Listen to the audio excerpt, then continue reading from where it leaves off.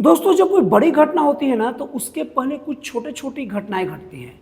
और बड़ी घटना हमेशा छोटी घटना के रूप में होती है। और उसमें जो जो उसके एक्सपर्ट होते हैं, वो छोटी घटना को ही देख कर समझ जाते हैं कि ये बड़ी घटना का संकेत है।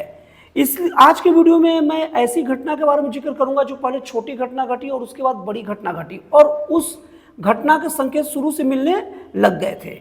ये घटना है कनाडा देश का, जो प्रधानमंत्री जस्टिन ट्रूडो थे, कनाडा की एक आतंकी निर्झर की हत्या हो गई।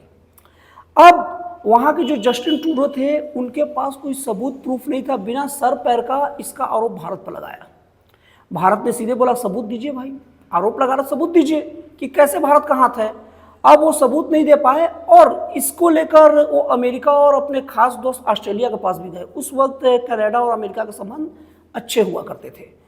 अब जब अमेरिका और ऑस्ट्रेलिया के द्वारा जब ये देखा गया कि कनाडा के तरफ से, जस्टिन ट्रूडो की तरफ से कोई संकेत नहीं दिया गया, तो उनका कोई साथ नहीं मिला। और यहाँ पर फिर ऐसा हुआ कि उस वक्त की जो विदेश मंत्री थी, विदेश मंत्री में सारा पेश फंसा हुआ, देखिएगा आप उस पर जाए पद पर ध्यान रखिएगा। तो विदेश मंत्री थी मेलानी जोली। मेलानी जोली ने क्या किया कि भारत के 6 राजनयिकों को निकाल दिया। एक तो उनके राज्य में उनके नागरिक की हत्या हो गई, चलो ठीक है, अगर आपकी नागरिक की हत्या होगी तो आप अपनी खोज पड़ताल करोगे कैसे हत्या हुई, कैसे नहीं हत्या हुई। लेकिन किसी दूसरे देश पर सीधे आरोप लगा दोगे और बिना सबूत का, बिना कोई मतलब का इतने बड़े देश के 6 राजनयिकों को निकाल दोगे, तो जाहिर सी बात है अब बड़ा घटना का शुरुआत था और बड़ा घटना हुआ भी। इसके उत्तर स्वरूप भारत भी अब पहले वाला भारत नहीं रहा कि उनकी बेइज्जती करोगे तो आपके सामने कारण पूछेंगे क्यों निकाले, ले लीजिए, गलती हो गया, ऐसा नहीं है। अगर आप भारत के खिलाफ एक्शन लोगे तो भारत समय गवाए बिना आपके खिलाफ भी एक्शन लेगा। बाद में जो होगा देखा जाएगा। भारत ने भी कनाडा के राजनयिकों को बाहर कर दिया। उसके बाद से भारत और कनाडा का रिलेशन बिगड़ने लग गया। अब चूंकि जब दो देशों का रिलेशन बिगड़ता है ना, तो उनके व्यापार धंधों पर भी असर पड़ता है। लेकिन क्या होता है कि अगर एक देश मजबूरी में अपना इज्जत और अपना सुरक्षा, मान सम्मान बचाने के लिए अगर संबंध तोड़ता है ना, तो उसके पास एक बहाना होता है, एक बात होता है कि चलो भाई, हम अपने मान सम्मान के साथ समझौता करके व्यापार नहीं कर सकते, तो घाटा तो घाटा सही। लेकिन उस देश का क्या होगा जो झूठी अकड़ के कारण, उस देश का प्रधानमंत्री अपनी अकड़ के कारण, और यहाँ पर जस्टिन ट्रूडो की भी गलती नहीं थी, यहाँ पर किसी भी देश के प्रमुख की गलती नहीं थी। यहाँ पर खास बात है कि जस्टिन ट्रूडो की सरकार अल्पमत में थी और उनके जो सपोर्ट था जो पार्टी का, वो पार्टी की विचारधारा वो निर्झर की विचारधारा से मिलती थी। वो पार्टी को खुश करने के लिए जस्टिन ट्रूडो ये बयान दे रहे थे। लेकिन जब दो देशों के बीच में जब लंबा बिगाड़ होता है और आपने केवल एक पार्टी को खुश करने के लिए जब करोगे ना, तो जाहिर सी बात है आपके देश के लोग इससे नाराज होंगे। और जब देश के लोग नाराज होंगे तो वो देश के लोग ही अपने प्रतिनिधि, अपने नेता को चुनते हैं। वहाँ के नेता भी आपसे नाराज होंगे क्योंकि उनको भी जवाब वो देश की जनता को देना है। अब इसी कारण जस्टिन ट्रूडो प्रधानमंत्री रहते हुए उनको प्रधानमंत्री पद से हटा दिया गया और हटाने के बाद मार्क कार्नी प्रधानमंत्री बने। और उसके बाद फिर चुनाव हुआ और चुनाव के बाद मार्क कार्नी बहुमत से आए और अब मार्क कार्नी प्रधानमंत्री बने। अब मैंने आपको क्या बोला था, विदेश मंत्री, कनाडा के विदेश मंत्री पद पर ध्यान दीजिएगा। अब उस वक्त कनाडा की विदेश मंत्री कौन थी? Melanie Joly. अब विदेश मंत्री कौन इस बार बनी मार्क कार्नी में? अब विदेश मंत्री कौन बनी मार्क कार्नी के प्रधानमंत्री कार्यकाल में? अभी अनीता आनंद। अब अनीता आनंद न भारतीय मूल की है, जिनकी माँ का मतलब पंजाब से संबंध है और जिनके पिता तमिलनाडु से हैं। अब ये गीता के ऊपर हाथ रख के अपने पद की शपथ ली, बहुत अच्छी बात है।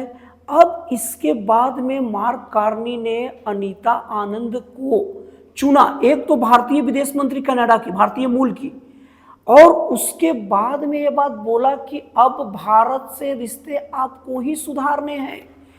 तो अब फिर एक छोटा संकेत है एक बड़े बदलाव का। उस वक्त भारत को ऊपर उल्टे सीधे बात इसलिए बोला जा रहा था क्योंकि वहां के एक पार्टी को खुश करना था जिनके समर्थन से अपनी सरकार चल रही थी।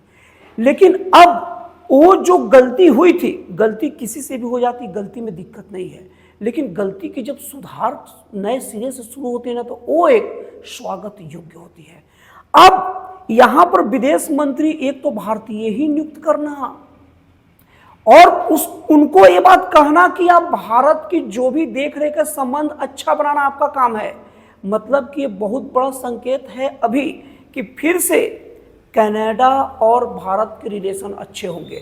दोस्तों, कोई भी देश का बीच में जो विवाद होता है नहीं किसी के फेवर में होता है और नहीं किसी के विरोध में होता है। देश की परिस्थितियां उनके जो शासक होते हैं वो तय करते हैं कि उनको किसके साथ कैसा संबंध बनाना है। तो इस तरीके से देखा जाए तो अब भारत को सामने प्रस्ताव रखा जाएगा कि अब चलो जो हो गया सो हो गया, अब अपने राजनयिक भेजिए। और भारत भी ये बात समझता है कि अब नेतृत्व बदल गया है, तो भारत भी अपने राजनयिक भेजेगा। और भारत जब अपने राजनयिक भेजेगा तो उन राजनयिकों का फिर से पहले की तरह सम्मान होगा और भारत भी फिर उनके राजनयिकों को रखेगा और इस तरीके से कनाडा और भारत के संबंधों का अच्छे तरीके से शुरुआत होगा। अब साथ में मार्क कार्नी ने यह भी बोला अनीता आनंद को कि आपको भारत और अमेरिका दोनों से संबंध सुधारने हैं। मतलब कि मार्क कार्नी ने यह संकेत भी दिया कि अमेरिका से भी आपका संबंध सुधारना है, लेकिन भारत की ओर ज़्यादा झुकाव इसलिए बोलूँगा क्योंकि भारतीय मूल की महिला को विदेश मंत्री बनाया गया और एक काम दिया गया। तो दोस्तों, आपको एनालिसिस कैसा लगा और आपको अनुमान कैसा लगा और आप इस अनुमान से कितना सहमत हैं, मुझे कमेंट करके प्लीज़ बताइएगा। दोस्तों, आप लोग मेरे वीडियो में आया करिए क्योंकि मैं भी वही सब बातें बताता हूं जो बड़े बड़े यूट्यूबर लोग बताते हैं। यकीन मानिए, मेरे को सुनने के बाद में आपको जो जियो पॉलिटिक्स है और आपका जो राजनीति और देश में जो जो घटनाएं हो रही है उन्हें देखने और समझने का नजरिया आपका बदल जाएगा। तो दोस्तों, फिर मिलते हैं अगले वीडियो में एक जन कल्याणकारी और एक राष्ट्रवाद से प्रेरित नए विचारों के साथ।